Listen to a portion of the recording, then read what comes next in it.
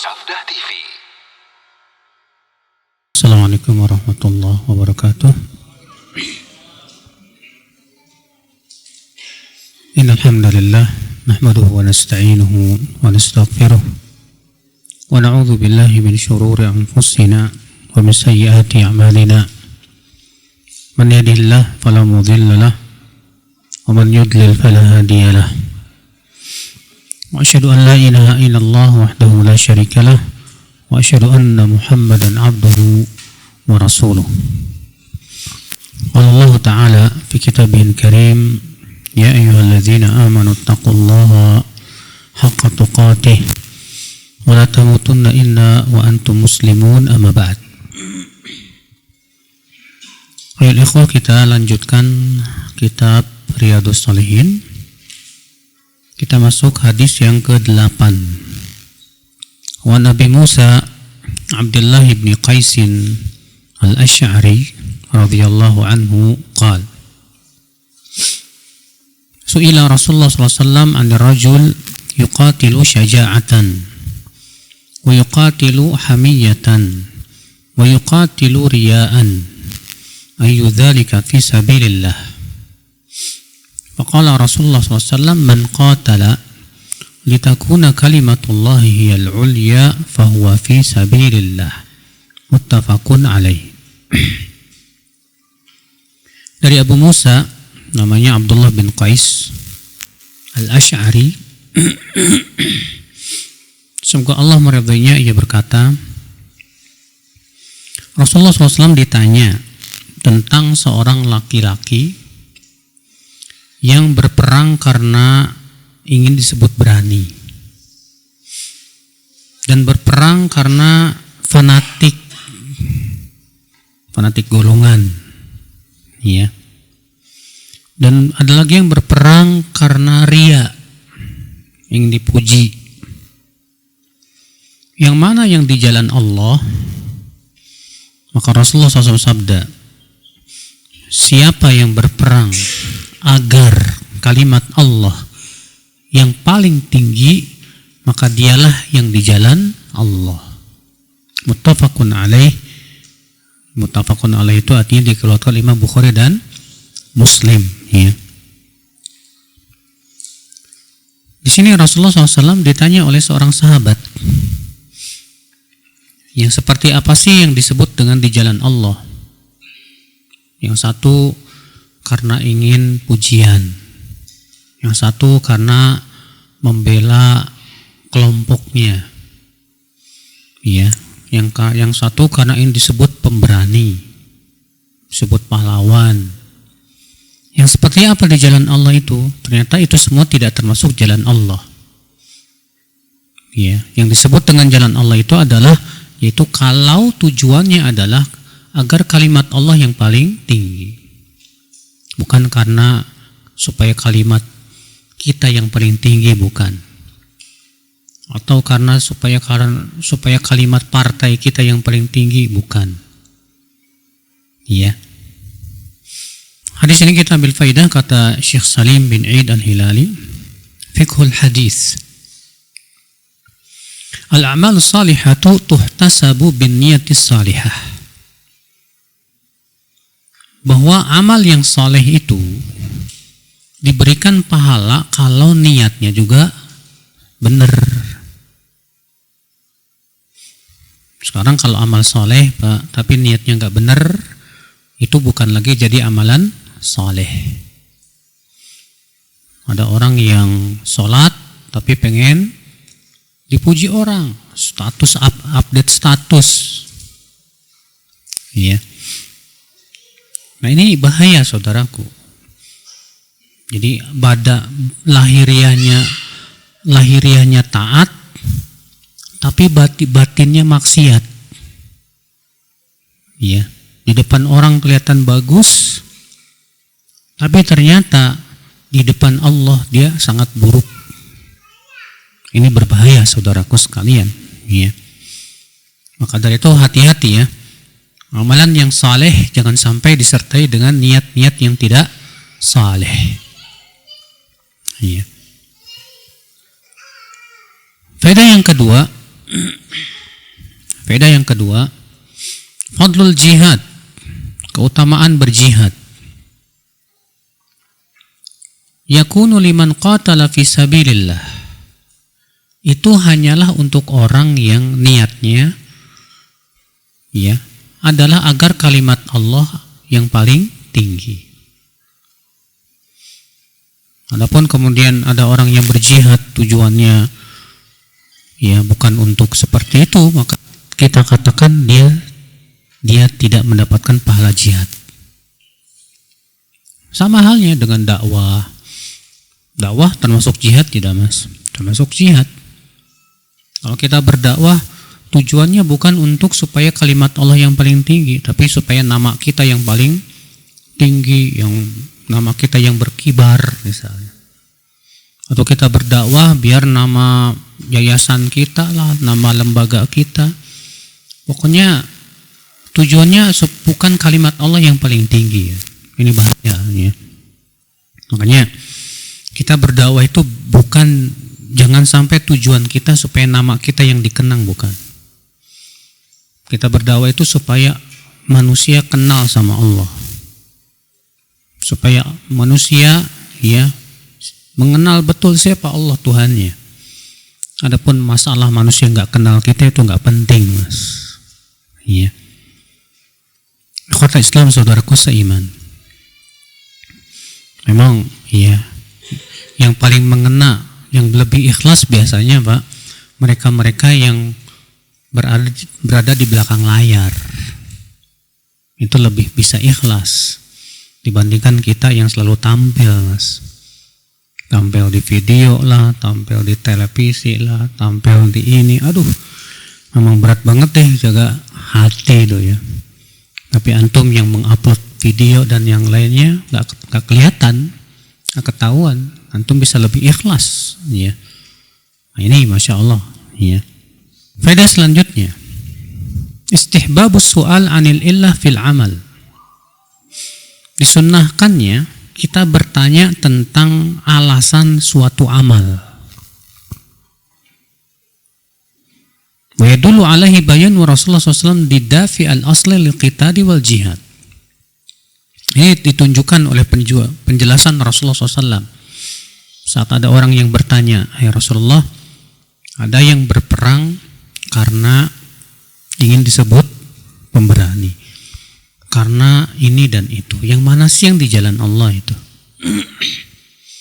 Ini penting pertanyaan seperti ini, ikhwah. Iya. Maka kalau kita mau beramal, usahakan yang pertama, kita berusaha untuk mengetahui dalilnya.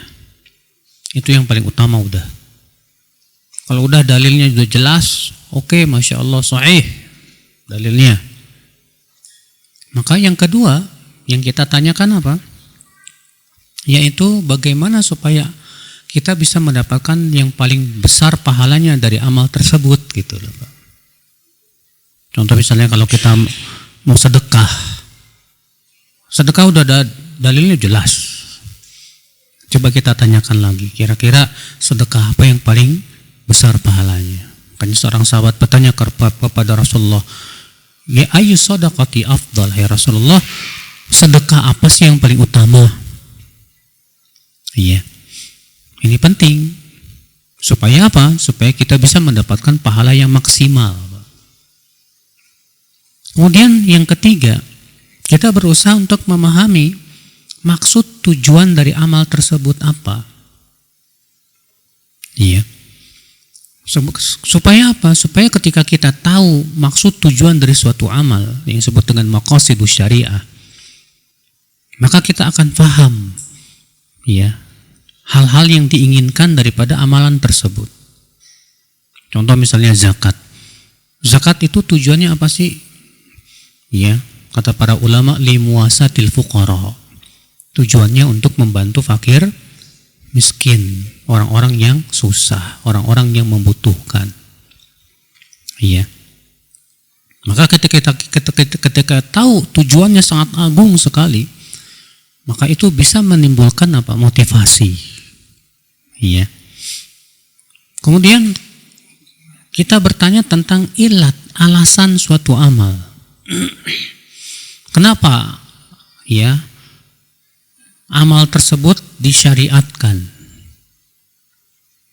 Nah, ketika kita tahu alasannya, ilatnya, kita akan mampu memahami yang semisal dengannya, Pak. Ya. Contoh misalnya, kenapa sih arak itu dilarang? Oh, arak itu karena memabukkan. Oh, berarti semua yang sifatnya memabukkan sama arak, hukumnya dengan apa? Arak. Iya. Kita berusaha untuk bertanya, kenapa sih Rasulullah SAW yang melarang jual beli bangkai? Itu dilarang oleh Rasulullah SAW. Para ulama membahas, oh ternyata bangkai itu pertama najis. Berarti dikiaskan kepada bangkai, semua yang najis tidak boleh diperjual belikan. Yang kedua, bangkai itu nggak ada manfaatnya. Sehingga para ulama mengkiaskan, berarti semua yang tidak ada manfaatnya tidak boleh diperjual belikan. Ya. Ini saudaraku seiman, rahimani wa rahimakumullah jami'an. Baik, faedah selanjutnya, wujubu taqaddumil ilmi 'alal 'amal. Tadammanahu su'alu sa'il fahuwa lam yuqatil thumma yas'al. Wa innama sa'ala liya'lam al-masyru' fayattabi'. Wajibnya berilmu dulu sebelum beramal. Wajibnya berilmu dulu sebelum apa? Beramal. Ini terkandung dalam pertanyaan orang yang bertanya tadi. Dia belum berperang, tapi dia nanya dulu, yang kayak gimana sih berperang yang di jalan Allah itu, ya Rasulullah. Sehingga kita tahu, oh yang seperti ini yang di jalan Allah. Iya. Ini penting sekali ya, akhi. Karena amal tanpa ilmu berakibat fatal. Apa fatalnya? Amal tersebut tidak diterima oleh Allah. Ilmu tanpa amal juga fatal. Akibatnya apa? Ilmu itu akan menjerumuskan ke dalam api neraka. Berarti kita harus berilmu dulu. Setelah berilmu baru kita apa? Beramal. Iya. Jangan kebalikan. Beramal dulu, setelah itu baru cari-cari pembenaran. Iya. Nah, ini tidak benar. Kewajiban kita cari dulu dalilnya, cari dulu ya ilmunya. Dapat ilmunya, alhamdulillah, baru kita kerjakan. Iya. Masalah urusan dunia itu semua seperti itu loh, Mas. Antum nggak mungkin misalnya disuruh bikin, ayo kamu bikin kue lapis. Gimana caranya? Udah ijtihad aja sendiri. Saya nggak punya ilmunya, terserah deh. Terus kita bikin sendiri, ngaco Pak. Hasilnya apa? Rusak. Ya nggak? Pasti. Kenapa? Karena kita nggak tahu ilmunya. Maka kita tanya dulu, gimana sih ke teman yang paham nih? Gimana sih cara bikin kue lapis? Sama teman diajarin begini. Oh ya udah, baru kita praktekkan. Tahu ilmunya dulu, baru kemudian kita apa? Praktek. Itu urusan dunia loh. Apalagi yang sifatnya agama. Iya. Kemudian faedah selanjutnya kata beliau, dhammul hirs 'ala dunya wa 'ala al-qital li hududin nafsi fi ghairi ta'atillah. Celaan bagi orang yang tamak terhadap dunia, sehingga akhirnya berperang pun hanya karena mengharapkan apa? Dunia. Iya, ini tercela, akhi. Jangan sampai tamaknya dunia ini mempengaruhi ibadah kita, Mas. Cinta dunia boleh, nggak masalah. Siapa sih yang melarang cinta dunia? Allah Subhanahu wa taala juga sudah mengabarkan kok manusia itu dihiaskan kepadanya dunia. Zuyyina lin-nasi hubbus syahawat minan nisa wal banin wal qanatiril muqantarah. Dihiaskan kepada manusia cinta syahwat, ya, dari wanita, anak-anak, demikian pula harta yang melimpah ruah. Cinta dunia tidak bisa dipadamkan dari hati, Mas. Iya. Akan tetapi yang berbahaya itu ketika cinta dunia mempengaruhi ibadah kita. Sehingga akhirnya kita ibadah harapannya dunia. Iya. Kita haji harapannya hanya ingin punya gelar haji. Iya. Kalau nggak dipanggil Pak Haji nggak mau nengok. Iya. Oh, ini bahaya mas. Akhirnya bukan haji mabrur, haji mabur. Iya. Mabur ke Mekah. Nah ini akhul Islam saudaraku seiman. Makanya ya, kalau ibadah sudah dicampuri oleh cinta dunia susah. Untuk ikhlas itu susah sekali. Iya. Baik, kita lanjutkan hadis yang ke-9. Wa an Abi Bakrata Nufai ibn al-Harith al-Thaqafi radhiyallahu anhu anna an-nabiy sallallahu alaihi wasallam qala idza iltaqal muslimani bisayfayhima fal-qatil wal-maqtul fin-nar. Qultu ya Rasulullah hadha al-qatil fama balul maqtul? Qala innahu kana harisan ala qatli sahibihi muttafaqun alaih. Dari Abu Bakrah Nufai bin Al-Harith Al-Thaqafi, semoga Allah meridainya, ia berkata, wa Nabi SAW bersabda, apabila dua muslim bertengkar, berkelahi dengan menggunakan pedang mereka, maka yang membunuh dan yang terbunuh dua-duanya di neraka. Ngeri. Lalu aku bertanya, ya Rasulullah, kalau orang yang membunuh jelas di neraka, lalu kenapa yang terbunuh juga di neraka? Maka Rasulullah SAW sabda apa? Karena ia semangat, sudah niat kuat untuk membunuh temannya, tapi keduluan. Iya. Muttafaqun alaih. Hadis ini kita ambil faidah, kata Syekh Salim, man azima ala ma'siyatin biqalbihi wa wattana nafsahu 'alaiha wa bashara bi asbabiha istahaqqa al-'uqubah wa amruhu ila Allah in syaa'a 'adzabah wa in syaa'a afa'an. Siapa yang berniat kuat untuk berbuat maksiat dengan hatinya, wa wattana nafsahu 'alaiha, dan ia wattana nafsahu artinya bertekad bulat atasnya, bertekad bulat untuk berbuat maksiat, dan ia melakukan sebab-sebabnya. Sebab-sebab untuk berbuat maksiat pun ia lakukan. Qadarullah nggak dapat. Maka orang seperti ini tetap mendapatkan sanksi dari Allah, siksa. Dan tentu urusan orang seperti ini dikembalikan kepada Allah ya. Kalau Allah kehendaki Allah akan adab, kalau Allah kehendaki Allah maafkan. Ya, sebagaimana hal itu keyakinan Ahlussunnah wal Jamaah. Lihat, kata Rasulullah, dua orang ini berantem nih, bertengkar dengan pedangnya. Dua-duanya sudah ingin membunuh temannya. Maka Rasulullah mengatakan, yang membunuh dan yang dibunuh di neraka sudah. Sahabat heran, kalau orang yang membunuh jelas ya di neraka ya. Kok yang terbunuh di neraka juga gimana itu? Maka Nabi mengingatkan bahwa niatnya sudah sangat kuat untuk membunuh siapa? Temannya itu. Iya. Sama dengan orang misalnya Pak, ada orang yang mau berzina. Kalau dia bertekad bulat, sudah kuat dia niatnya untuk berzina. Dan sudah ia mencari sebab-sebabnya, nyari pelacur, nyari tempat bordir, bukan bordir pakaian ya. Ya. Tempat pelacuran. Udah sampai tempat pelacuran, rupanya lagi ada razia, ya nggak jadi. Ya, akhirnya pulang lagi. Apakah orang seperti ini nggak dapat dosa? Tetap dapat dosa. Kenapa? Masalahnya dia sudah tekad bulat, dia sudah mengambil sebab-sebabnya. Iya. Nah, ini saudaraku sekalian. Faedah selanjutnya akhi yang kedua,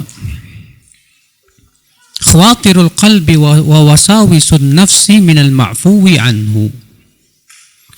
Adapun sebatas yang lewat di pikiran atau yang disebut dengan khawatiru ya al-qalb, dan sebatas was-was yang ada di hati, maka yang seperti ini dimaafkan.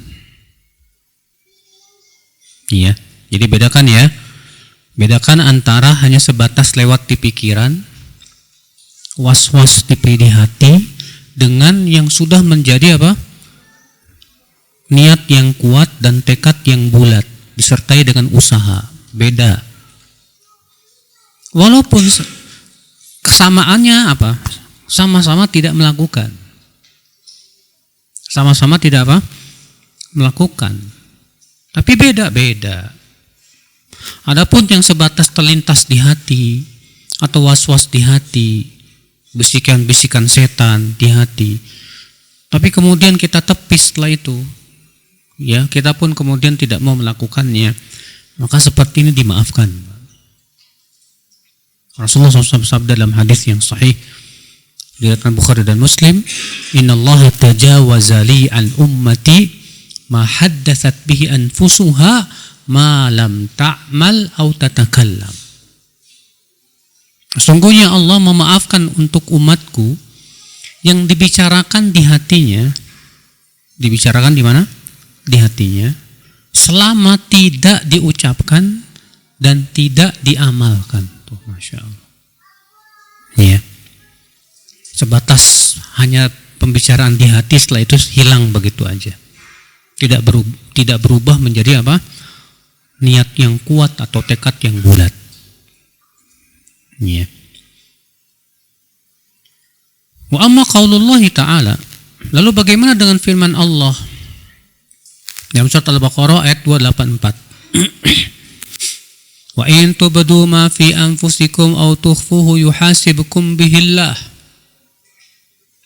Dan jika kalian memperlihatkan apa yang ada pada hati kalian, atau kalian menyembunyikan apa yang ada di hati kalian, Allah tetap akan hisab kalian.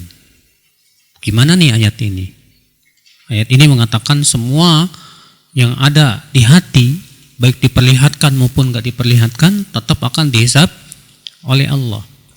Maka kata Syekh Salim, ayat ini sudah dihapus. Ayat ini mansuh, dihapus oleh firman Allah di ayat 286. Itu firman-Nya, la yukallifullahu nafsan illa wus'aha. Allah tidak membebani jiwa kecuali sesuai dengan apa? Kemampuan. Sementara apa? Yang namanya was-was di hati itu setan selalu ada, Pak. Untuk betul-betul menghilangkannya dari hati sulit sekali. Dan kaidah agama ini apa? Al-masyaqqah tajlibut taisir. Sesuatu yang sulit itu biasanya mendatangkan apa? Kemudahan. Iya. Faedah selanjutnya akhi, yang ketiga, at-tahdzir min iqtitalil muslimin lianna dzalika yuaddi ila dha'fihim wa fashalihim. Peringatan bahayanya saling berperang di antara kaum muslimin. Ya, peringatan akan bahaya saling berperang di antara kaum muslimin. Kenapa? Karena itu bisa menyebabkan kelemahan mereka dan kegagalan. Ya. Makanya Pak, para penjajah di antara cara mereka supaya bisa menguasai kaum muslimin dengan cara apa? Diadu domba. Iya. Supaya kaum muslimin berperang satu sama lainnya. Kalau sudah berperang satu sama lainnya, khalas. Pasti kalah itu. Makanya Allah mengingatkan dalam surat Al-Anfal, wa athi'ullaha wa rasulahu wa la tanaza'u fatafshalu wa tadhhaba rihukum wasbiru. Taati Allah dan Rasulnya. Jangan selisih di antara kalian, niscaya kalian akan gagal dan akan hilang kekuatan kalian. Iya. Ikhwatal Islam, saudaraku seiman. Maka ya akhi, ya, peperangan di antara kaum muslimin rata-rata biasanya karena dunia. Ya, karena kedudukan, karena jabatan, karena kekuasaan dan yang lainnya. Ikhwatal Islam, saudaraku seiman. Kemudian kata faedah selanjutnya, al-muradu bil minal iqtitalil manhi anhu huwa ma kana 'ala dunya jahlan aw bagian aw zulman aw tiba'an lil hawa. Peperangan yang terlarang itu adalah kalau tujuan berperangnya karena dunia, ya, atau karena zolim, atau karena ngikuti hawa nafsu. Maka itu peperangan yang terlarang, Pak. Adapun kalau perangnya karena agar kalimat Allah yang paling tinggi dan sesuai dengan syariat Rasulullah SAW, maka itu peperangan yang terpuji. Ya, makanya nggak mudah, Mas. Nggak mudah untuk mengatakan suatu perang itu jihad atau bukan. Yang boleh memfatwakan itu hanyalah para ulama kibar, para ulama ahli ijtihad. Ya, nggak kayak sebagian orang di zaman sekarang nih, Pak. Bom bunuh diri dianggap apa? Jihad. Demo disebut apa? Jihad. Seenaknya aja bikin jihad. Padahal para ulama mengatakan, ulama-ulama besar seperti Syekh bin Baz dan yang lainnya mengatakan itu bukan jihad sama sekali. Iya. Ikhwatul Islam, faedah selanjutnya yang keberapa? Yang kelima, dukhulun nar la yastalzim minhul khulud fiha. Masuknya seseorang ke neraka tidak menunjukkan bahwa dia kekal di neraka.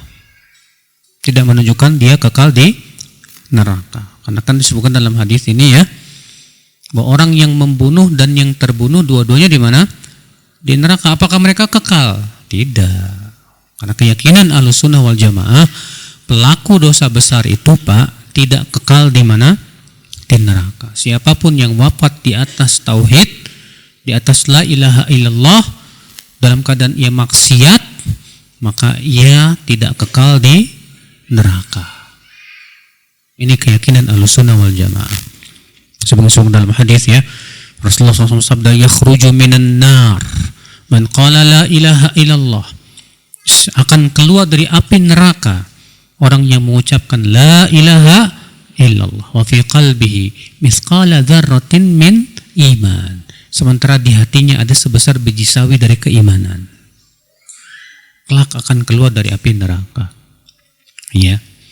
Tapi ingat, ya, yang seperti ini bukan berarti membuat kita malah semakin semangat berbuat maksiat. Oh, jadi kalau kita berzina, mencuri, nggak kekal saat di neraka, ya? Paling juga di neraka 2 hari 3 hari nggak apa-apalah. Waduh, ini nantang neraka loh, Mas. Iya. Kita katakan kepada dia, siapa yang jamin ente matinya di atas tauhid? Iya. Barangkali ketika kamu berbuat maksiat sengaja seperti itu, Allah jadikan hati kamu condong kepada apa? Kesyirikan, kekafiran. Mudah bagi Allah. Iya. Baik, kita masuk hadis yang ke-10. Wa an Abi Hurairah radhiyallahu anhu qala qala Rasulullah sallallahu alaihi wasallam, salatul rajuli fi jama'atin tazidu ala salati fi baitihi wa salati fi suqihi bid'an wa 20 darajah. Wa dhalika anna ahadahum idza tawadda'a fa ahsana wudu'a thumma ata al-masjid la yanhazuhu illa as-salah la yuridu illa as-salah lam yakhtu khutwatan illa rufi'a lahu biha darajah wa hutta anhu biha khati'ah hatta yadkhul al-masjid fa idza dakhala al-masjid kana fi shalah ma kanat as-salatu hiya tahbisuh wal malaikatu yusalluna ala ahadikum ma dama fi majlisihi alladhi shalla fihi yaquluna Allahumma arhamhu Allahumma ighfir lahu Allahumma tub alaihi ma lam yu'dhi fihi ma lam yuhdits fihi muttafaqun alaihi wa hadha lafdhu Muslim. Nih hadis buat laki-laki nih, ya, buat perempuan nggak masalah. An Abi Hurairah, semoga Allah meridainya, ia berkata Rasulullah SAW bersabda, salat seorang laki-laki berjamaahnya di mana mas? Di masjid, melebihi salatnya di rumahnya dan salatnya di pasarnya, ya sendirian. Karena di zaman Rasulullah Pak, pasar itu nggak ada masjidnya. Itu melebihi sampai 20 lebih derajat. Dalam satu riwayat yang lain 25, dalam riwayat yang lain 27. Kata Rasulullah demikian. Salat berjamaah melebihi salat berjamaah di mana? Di masjid, melebihi salatnya di mana? Di rumah dan di pasarnya berapa kali derajat, Pak? 27 kali derajat. Dalam satu riwayat yang lain 25. Ada dua riwayat memang. Yang paling banyak 25. Namun kata para ulama tidak bertabrakan. Karena 25 otomatis sama dengan 27. Dan dalam hadis ini disebutkan bid'an wa ishrin. Kata-kata bid'ah itu dari 1 sampai 9. Iya. Kemudian Nabi menyebutkan, Pak, gimana caranya supaya dapat pahala lebih ini. Yang demikian itu adalah bahwasannya salah seorang dari mereka apabila dia berwudu, ya, berwudu berarti di mana? Di rumah, bukan di masjid. Sunnahnya begitu, Pak. Berwudu itu sunnahnya di rumah, bukan di masjid. Kan sebagian kita terkadang nanti aja wudunya di masjid. Kita katakan salah. Yang benar gimana? Wudunya di rumah. Bahkan sebagian ulama ada yang menyebutkan bahwa syarat supaya mendapatkan pahala setiap langkah kita itu, ya, 1 derajat mengangkat 1 derajat, mengukurkan 1 dosa, syaratnya adalah berwudu di rumah. Iya. Kenapa? Karena dalam hadis ini Nabi menyebutkan dengan lafaz syarat idza. Yang demikian itu salah seorang dari mereka apabila, dan idza itu kata para ulama termasuk huruf syarat. Termasuk huruf apa? Syarat. Ya. Apabila ia berwudu lalu ia memperbagus wudunya, kemudian ia mendatangi masjid. Mendatangi apa? Masjid. Kapan disebut masjid, Mas? Ya, syarat yang pertama masjid itu apabila diwakafkan. Kalau itu bukan wakaf alias masih milik pribadi, maka ini tidak disebut masjid kata para ulama. Walaupun di situ ditegakkan padanya apa? Salat. Iya. Dalilnya mana? Dalilnya surat Al-Jin. Allah berfirman wa annal masajida lillah. Dan bahwasanya masjid-masjid itu milik Allah. Maka kata para ulama itu menunjukkan syarat masjid itu harus menjadi milik Allah, artinya wakaf untuk Allah. Dan ini dengan ijma seluruh ulama tanpa perselisihan. Ya. Kalau ini wakaf kan, Pak, ya? Baik, Kak. Ini wakaf kan, ya? Oh, belum. Ya. Jadi syarat masjid itu harus apa? Wakaf.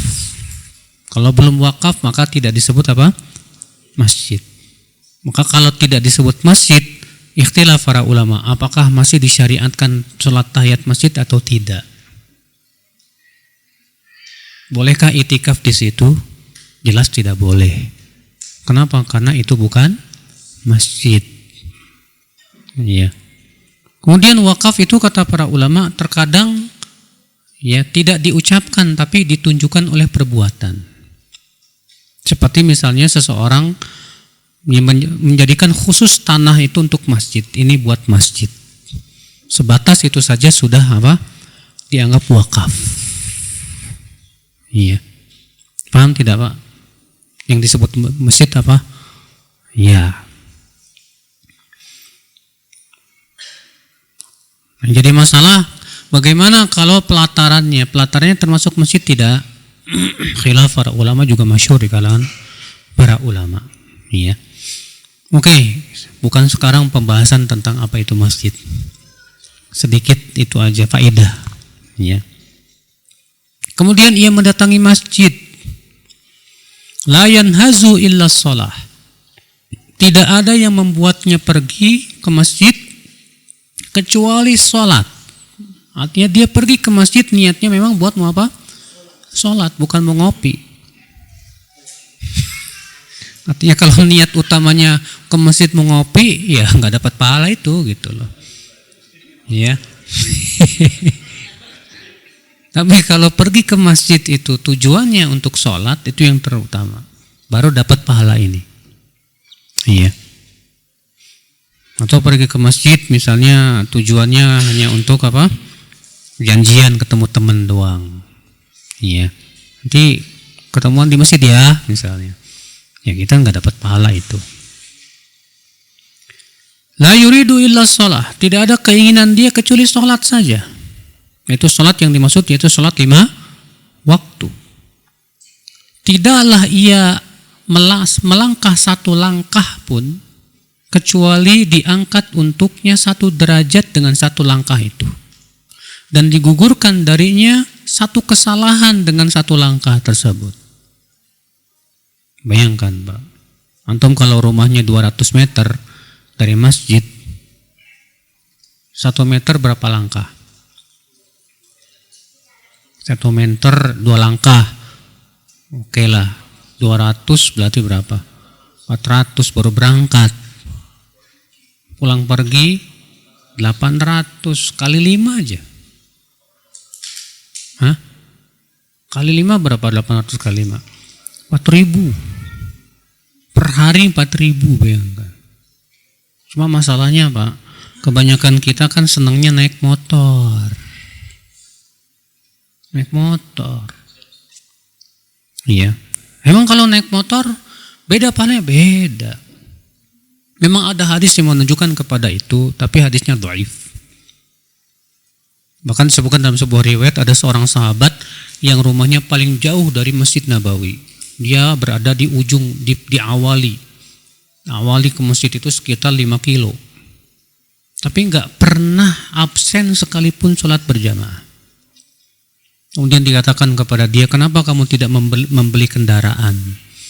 Keledai atau unta? Kata dia, enggak mau. Saya ingin setiap langkahku mengangkat 1 derajat dan mengugurkan 1 dosa. Bapaknya Rasul mendengar, kata Rasulullah SAW, Allah telah menuliskan itu semua untukmu. Iya, tadi itu menunjukkan Pak, yang lebih besar pahalanya apa? Jalan kaki. Iya. Antum ke masjid berapa meter? Enggak sampai sekilo. Alhamdulillah. Tapi jalan kaki apa naik motor? Iya.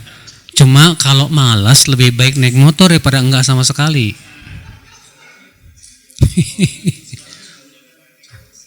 Hah? Oh iya, berarti berangkatnya sebelum subuh. Iya. Iya. Masya Allah. Syekh Utsaimin tuh rumahnya dengan masjid 2 kilo Mas. Beliau kalau pergi ke masjid jalan sambil murojaah hafalan.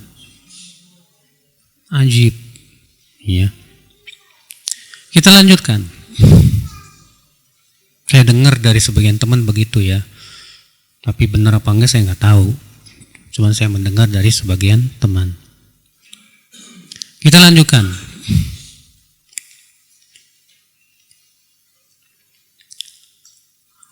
Lalu apabila ia telah masuk masjid, maka ia berada dalam sholat selama sholat yang mencegah ia keluar masjid. Artinya selama ia menunggu sholat, maka selama itu pula ia berada di dalam sholat. Artinya diberikan pahala sholat. Dan malaikat pun mendoakan kepada salah seorang dari kalian itu yang berada di masjid selama berada di tempat duduknya, ya, yang ia sholat padanya. Malaikat berkata, ya Allah, rahmati dia. Ya Allah, ampuni dosa dia. Ya Allah, berikan taubat kepadanya selama ia tidak mengganggu dan selama ia belum berhadas. Jadi kalau mengganggu, Pak, didoain malaikat enggak? Enggak. Mengganggu contohnya gimana? Antum ngelangkahi pundak orang sehingga menyakiti mereka, mengganggu, iya. Atau antum sholawatan pakai speaker, ganggu tetangga, orang pada tidur jadi pada keganggu, nggak didoain malaikat. Kenapa? Karena dia mengganggu masalahnya, iya. Jadi syaratnya Pak, syaratnya tadi. Yang pertama apa? Selama tidak mengganggu orang. Yang kedua, selama belum berhadas. Berarti kalau sudah berhadas, malaikat berhenti mendoakan antum. Supaya kita dapat doa lagi, keluarlah untuk berwudu, masuk lagi. Ya. Waduh, perempuan gimana nih Ustadz? Banyak nih perempuan nanya. Berarti kita nggak dapat dong keutamaan-keutamaan ini. Kita katakan, wahai perempuan, Nabi kalian yang mengatakan, wa buyutuhunna khairun lahunna. Rumah-rumah kalian lebih baik buat mereka. Nabi mengucapkannya di mana? Di kota Madinah. Di Masjid Nabawi ada di situ. Padahal Masjid Nabawi sholat di situ 1000 kali lipat. Tapi Nabi tetap menganjurkan supaya mereka sholat di mana? Di rumah-rumah mereka. Kenapa? Karena ilatnya. Kenapa sih Nabi melarang? Bukan melarang sih, Nabi nggak pernah melarang. Maka Nabi mengatakan jangan kalian larang para wanita untuk pergi kemana? Ke masjid. Tapi kenapa Nabi menganjurkan? Karena keluarnya wanita dari rumah itu fitnah.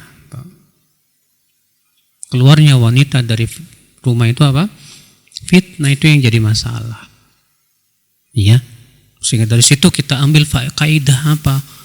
Bahwa kalau bertabrakan antara maslahat dan mafsadah, dan ternyata mafsadahnya lebih besar, maka pada waktu itu meninggalkan maslahat lebih diutamakan demi untuk menghindari mafsadah. Iya. Tapi kalau perempuan mau pergi ke masjid boleh, nggak masalah. Iya, tidak boleh dilarang, tapi syaratnya harus dipenuhi.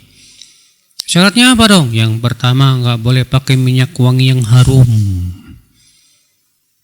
Iya, karena Nabi SAW dalam satu riwayat yang sahih, wanita yang pergi ke masjid dengan memakai minyak wangi yang harum wajib pulang dan mandi junub.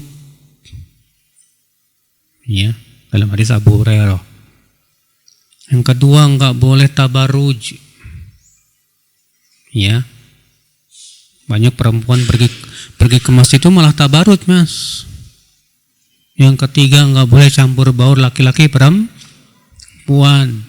Makanya di zaman Nabi, para wanita itu setelah Rasulullah SAW sholat, mereka zikirnya bukan di masjid. Di zaman Nabi SAW itu, setelah Rasulullah SAW sholat, mereka langsung bubar para wanita itu. Adapun laki-laki disuruh oleh Nabi duduk dulu untuk zikir dan yang lainnya, supaya apa? Supaya tidak terjadi ikhtilat laki-laki perempuan. Iya. Kalau zaman sekarang banyak wanita sholat di masjid, setelah sholat ya ikut zikir juga di masjid, padahal tidak disyariatkan. Ya, tidak disyariatkan. Baik, kita ambil faedah dari hadis ini, saudaraku seiman. Faedah yang pertama, sholatul munfaridi fi baiti aw suqi jaizah. Sholat di rumah atau di pasar sendirian boleh saja. Iya.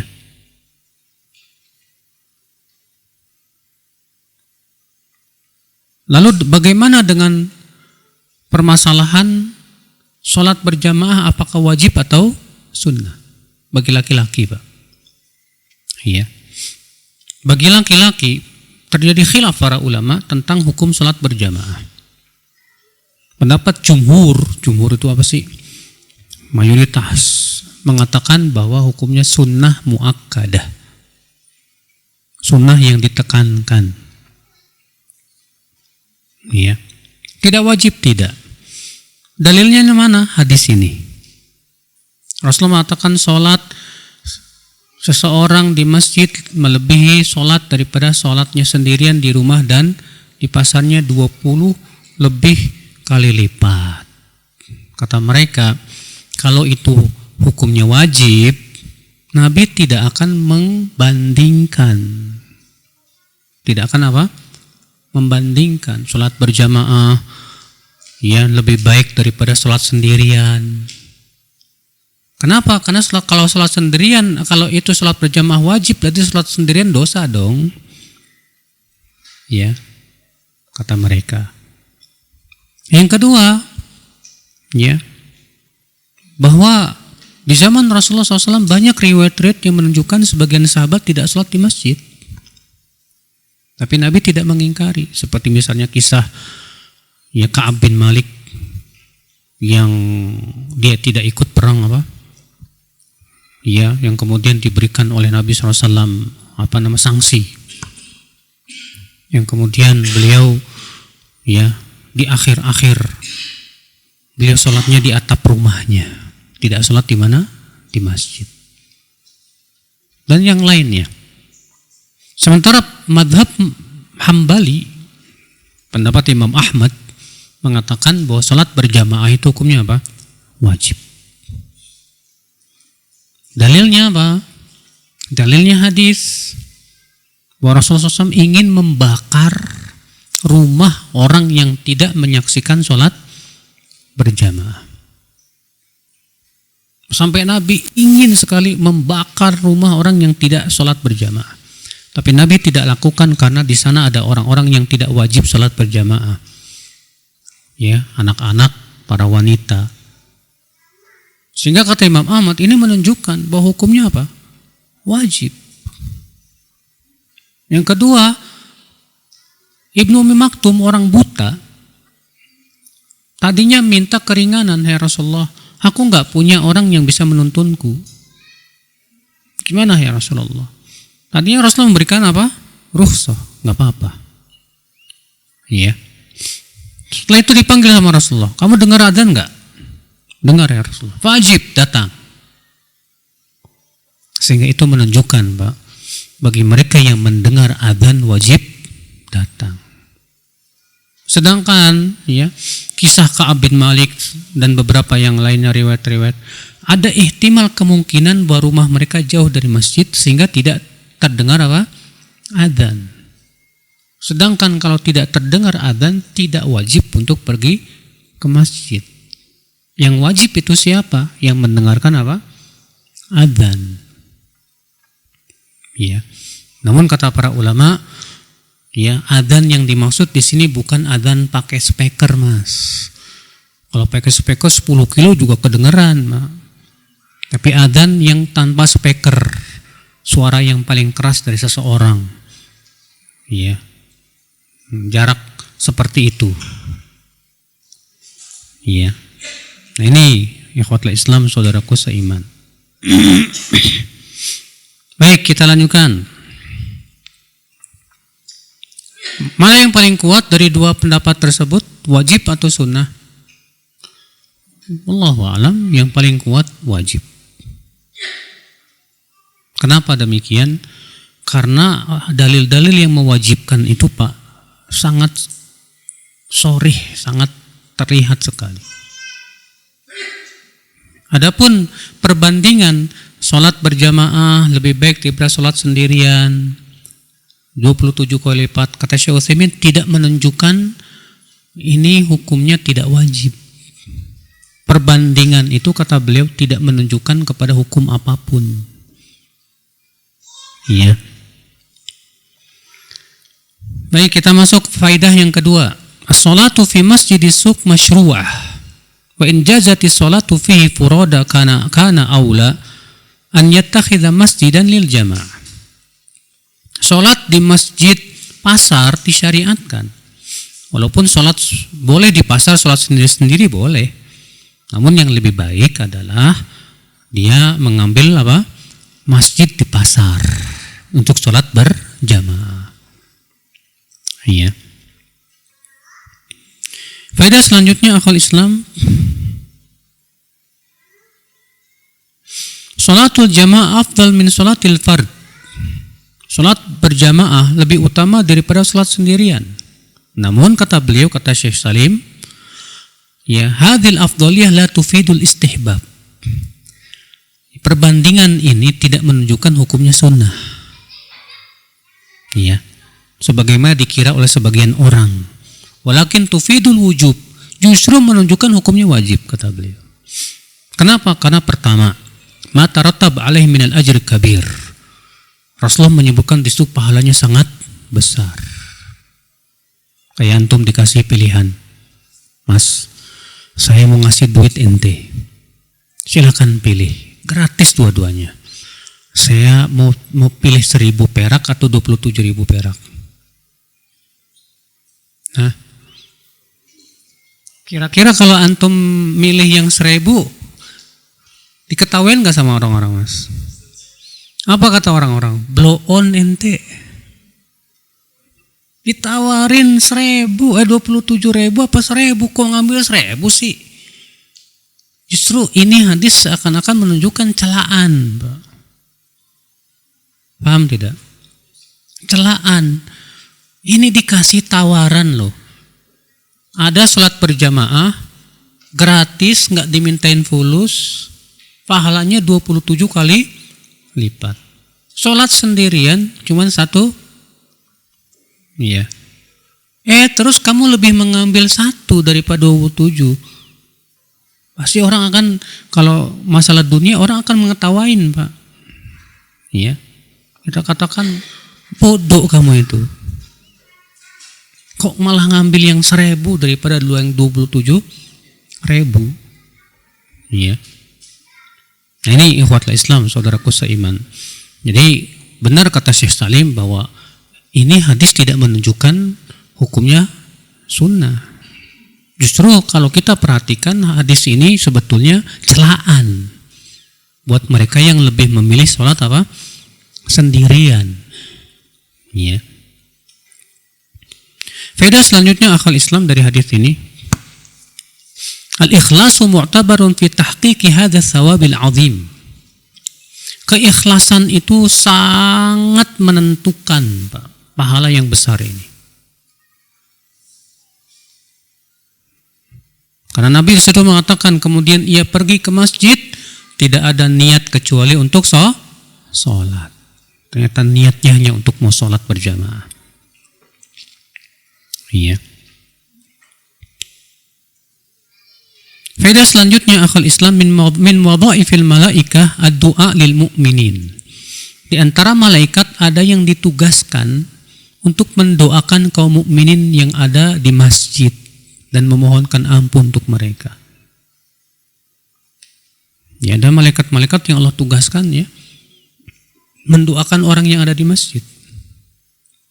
Makanya kalau kita pengen didoain malaikat, Pak, iya, pergi ke masjidnya kalau bisa jam 11. Jam 11 siang sebelum zuhurnya jam 12 misalnya.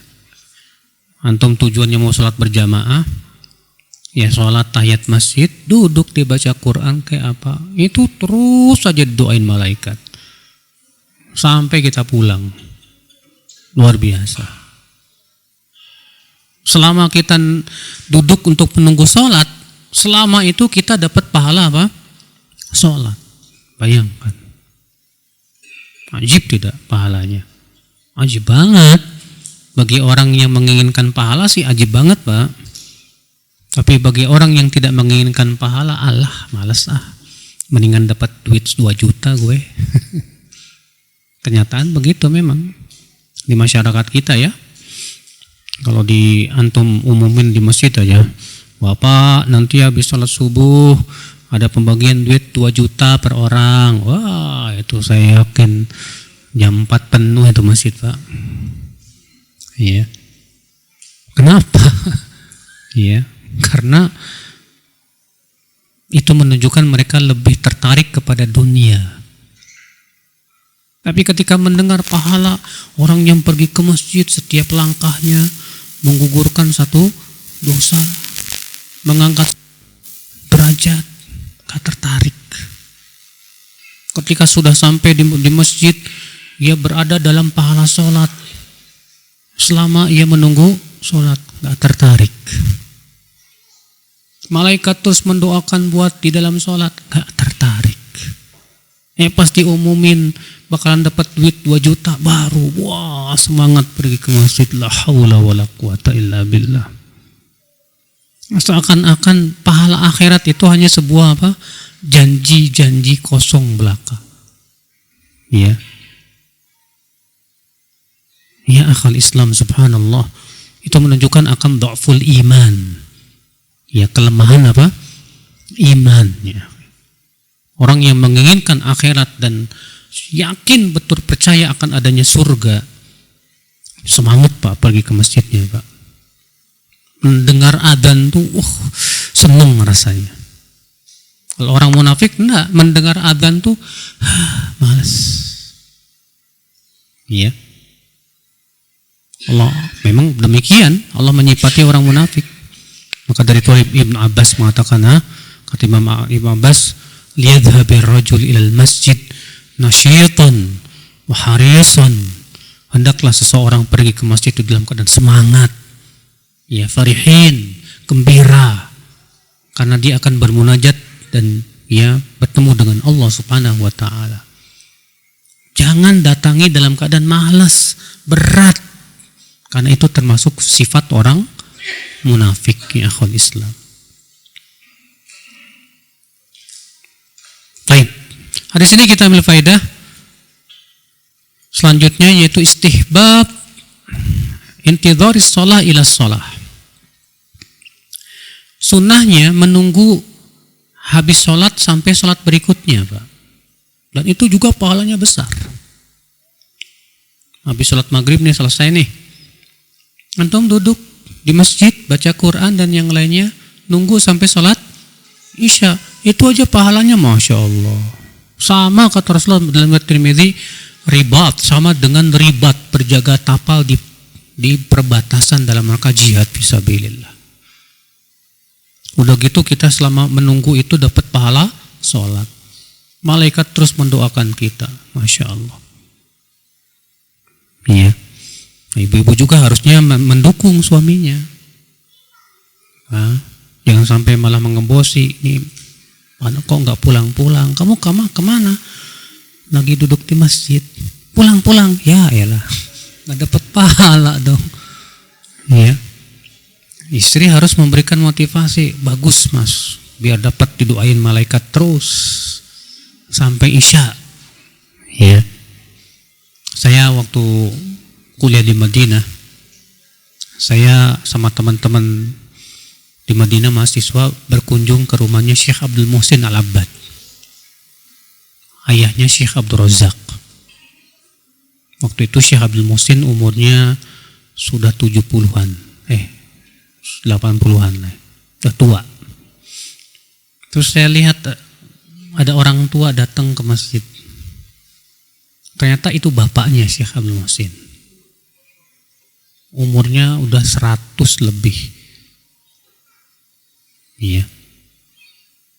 Terus kata Syekh Abdul Razak, itu kakek saya semenjak 20 tahun yang lalu, dia itu tiap hari pergi asar pulang isya. Tiap hari. Jadi muadzin lagi. Udah 20 tahun. Perginya asar, pulangnya apa? Isya. Tiap hari begitu. Ajib, Masya Allah. Iya, luar biasa. Nah, ini yang tentunya kita merasa iri gitu loh ya. Ada orang-orang yang diberikan oleh Allah apa? Taufik ya, untuk bisa betul-betul mencintai masjid. Iya. Faedah selanjutnya yang terakhir, istihbabu baqa'il muslim ala wudu. Disunnahkan seorang muslim senantiasa di atas wudu. Apalagi dia di dalam masjid. Karena syarat untuk bisa mendapatkan doanya malaikat tadi apa?